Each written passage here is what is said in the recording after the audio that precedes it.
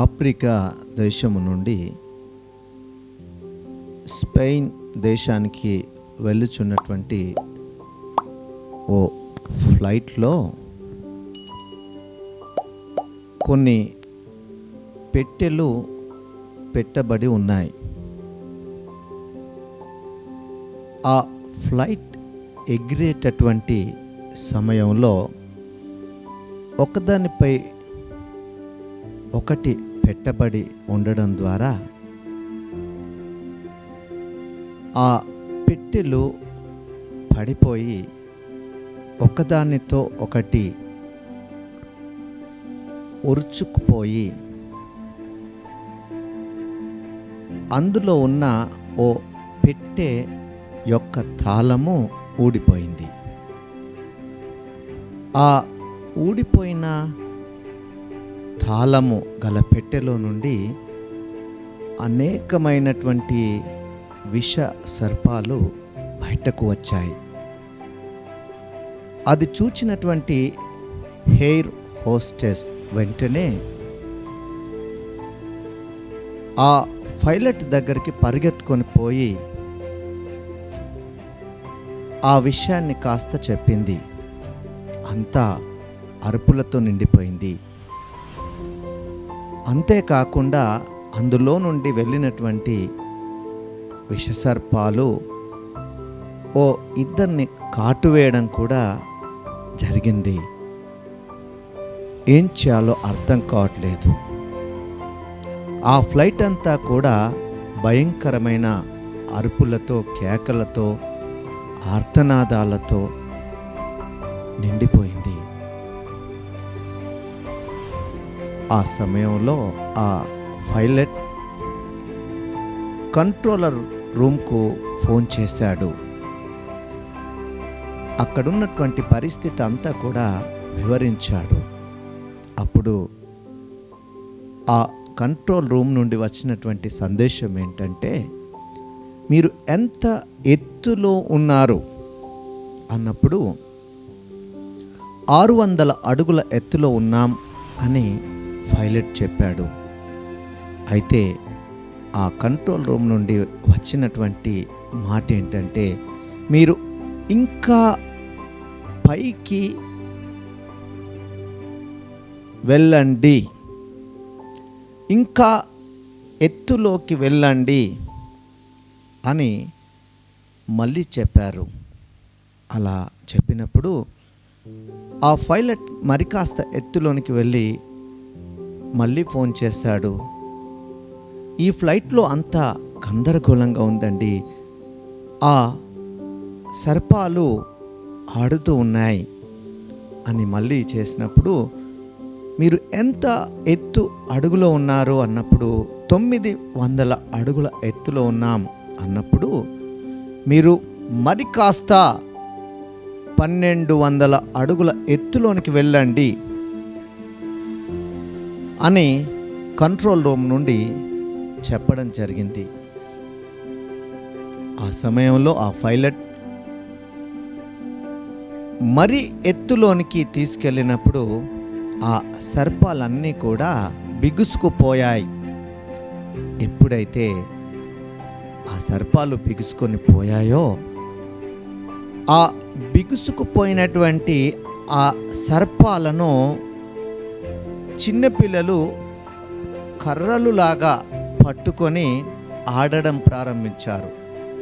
వెంటనే ఆ control room నుండి వచ్చినటువంటి సందేశం ఏంటంటే,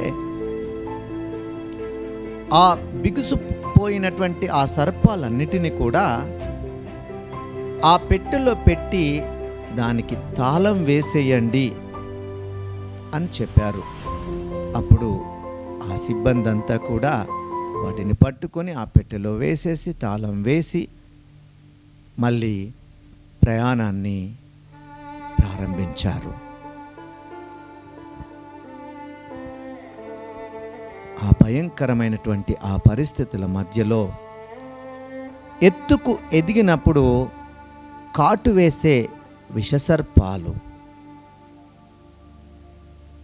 చంపబోయేటటువంటి ఆ పరిస్థితి అంతా కూడా ఎలా సద్దుమణిగిందో ఆత్మీయమైన జీవితంలో కూడా అలా ఎదురయ్యేటటువంటి శ్రమలు, ఎదురయ్యేటటువంటి బాధలు, ఎదురయ్యేటటువంటి ఇబ్బందులు ఆత్మీయుల యొక్క జీవితంలో కూడా అలా ఇంకా బాగా ఎత్తులోనికి ఎదిగేలాగా, ఆత్మీయతలో వృద్ధి పరచబడేలాగా చేస్తాయి అన్నటువంటి విషయాన్ని ఎవ్వరు కూడా మర్చిపోకూడదు. ఈరోజు ఈ మాటలు వినే వారిలో శ్రమల చేత, బాధల చేత, ఇబ్బందుల చేత, అవమానముల చేత కృంగిపోయిన స్థితిలో ఉన్నారా? అలా కృంగిన స్థితిలో ఉన్నటువంటి బాధలలో, ఆ బాధల మధ్యలో అవి నేర్పించేవి ఏంటంటే ఇంకా ఉన్నతమైన స్థానమునకు ఎదగాలనే. అవును, అలాంటి బాధలలో ఉన్నటువంటి వారందరికీ కూడా ఆ శ్రమలు నేర్పించేవి ఇంకా బాగా ఎత్తులోకి ఎదగడానికి. అంటే ఎంత ఎత్తులోనికి ఎదిగితే అంత దేవుని యొక్క కృప పొందుతామన్న విషయము మర్చిపోకూడదు. ఈ విషయాన్ని 2 కొరింథీ పత్రిక 1వ అధ్యాయము 4వ వచనంలో మనము అద్భుతమైన రీతిగా చూద్దాం రండి. దేవుడు మమ్మను ఏ ఆదరణతో ఆదరించుచున్నాడో ఆ ఆదరణతో ఎట్టి శ్రమలలో ఉన్న వారినైనను ఆదరించుటకు శక్తిగల వారమగునట్లు ఆయన మా శ్రమ అంతటిలో మమ్మను ఆదరించుచున్నాడు. ప్రియ సహోదరుడా, ప్రియ సహోదరి, ప్రియ దేవుని బిడ్డ, ఈరోజు నీ జీవితంలో నీ శ్రమలలో ఉండి మొర్రపెడుతున్నావా? ఆ శ్రమల మధ్యలో ఉండి ఆదరణ లేకుండా జీవిస్తున్నావా? అయితే అవన్నీ కూడా నిన్ను ఇంకా ఆత్మీయతలో ఎత్తులోనికి ఎదగడానికని, అవన్నిటి నుండి కూడా తప్పించే దేవుడు నీతో మాట్లాడుతున్నాడని, వాటన్నిటిలో కూడా విడిచిపెట్టనటువంటి వాడైనటువంటి దేవుడు మనకు తోడుగా ఉన్నాడని ప్రతి ఒక్కరు కూడా గ్రహించాలి. అలా గ్రహించినటువంటి ఓ ఆత్మీయుడు ఉన్నటువంటి ఆ పరిస్థితుల్లో ఏం చెప్పాడో ఓ వాక్య భాగాన్ని చూద్దాం. ఫిలిప్పీ పత్రిక 1వ అధ్యాయము 7వ వచనం చదువుతున్నాను, వినండి. నా బంధకముల యందును నేను సువార్త పక్షమున వాదించుట యందును దానిని స్థిరపరచుట యందును మీరందరూ ఈ కృపలో నాతో కూడా పాలివారై ఉన్నారు గనక నేను మిమ్మును నా హృదయములో ఉంచుకొని ఉన్నాను. చూడండి, ఆత్మీయుడైనటువంటి వాడు ఎక్కడున్నాడంటే బంధకములలో, ఫిలిప్పీ చెరసాలలో బాధించబడుతూ ఉంటున్నాడు.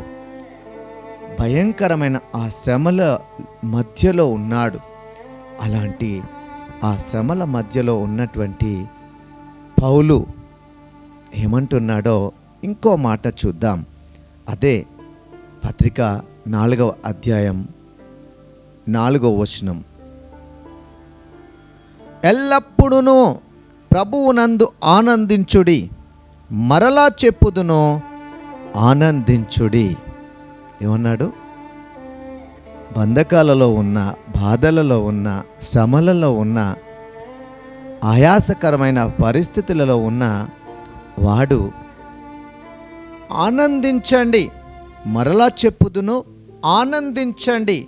ఈ మాటలు ఎలా చెప్పగలుగుతున్నాడు అన్నప్పుడు ఆ శ్రమల మధ్యలో ఆదరించుచున్న దేవుని ప్రేమను చూస్తున్నాడు గనక, ఎక్కడ బంధించబడిన అక్కడ విడుదలను ఇచ్చే దేవుని యొక్క శక్తిని చూస్తున్నాడు కనుక, ఎక్కడ బాధించబడుతున్నా అక్కడ ఆ బాధల నుండి విడిపించబడుతూ దేవుని యొక్క కృప ఎంత గొప్పదో చూస్తున్నాడు గనక ఏమంటున్నాడు?